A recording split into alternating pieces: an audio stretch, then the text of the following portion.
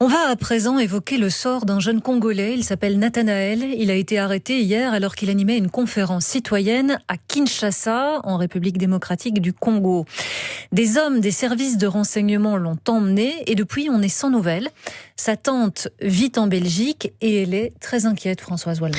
Oui, Julie, c'est l'histoire d'un Chégué de Kinshasa. Un Chégué, c'est un enfant des rues. Ils sont des centaines de milliers dans la capitale congolaise, livrés à eux-mêmes, vivant ensemble dans des squats ou dans la rue. Nathanaël est orphelin depuis l'âge de 6 ans. À 18 ans, il entame des études de droit avec de grandes difficultés, comme l'explique sa tante, Marie Mouchit, qui vit donc en Belgique. C'est le parcours du combattant. Il n'y a pas de bourse. Il se partage à plusieurs centaines d'étudiants le même syllabus.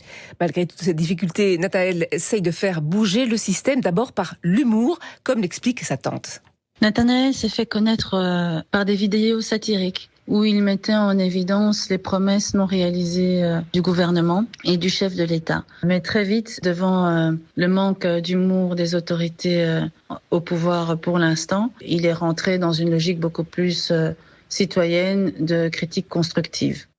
C'est parce que l'humour ne marche pas que Nathanaël lance son mouvement citoyen ? Mais oui, il fait du sérieux maintenant. Il a quelques années, il crée la jeunesse extra-système, c'est-à-dire celle qui vit en dessous des radars, celle qui n'a pas de réseau, aucun soutien. Il se fait connaître par une intervention à la télévision et vous allez l'entendre, il n'a pas sa langue en poche. Pour fonder une entreprise, il faut faire partie de ces nouveaux systèmes qui exigent un carnet d'adresses, exigent une relation. Quand nous partons chercher de l'emploi, on nous dit de quelle famille tu viens pour avoir un emploi. Nos sœurs, même quand tu es intelligente, il suffit d'être belle, on fait plus des éloges à ta beauté pour obtenir un emploi.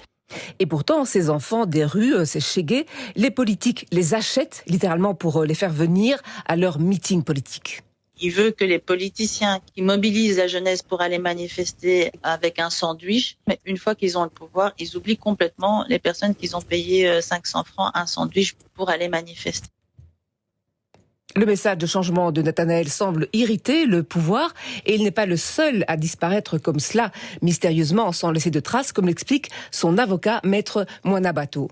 Il faut appeler le chat par son nom. Ce n'est pas une arrestation classique, formelle, c'est un enlèvement. Il n'y a pas que Nathanaël, un journaliste également très populaire, a subi le même sort. Nous exigeons qu'il soit remis en liberté et que si des faits précis pèsent sur lui, il bénéficie et il jouit de la présomption d'innocence.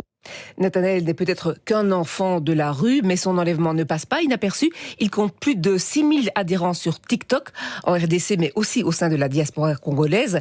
Sa disparition, comme celle de nombreuses personnes,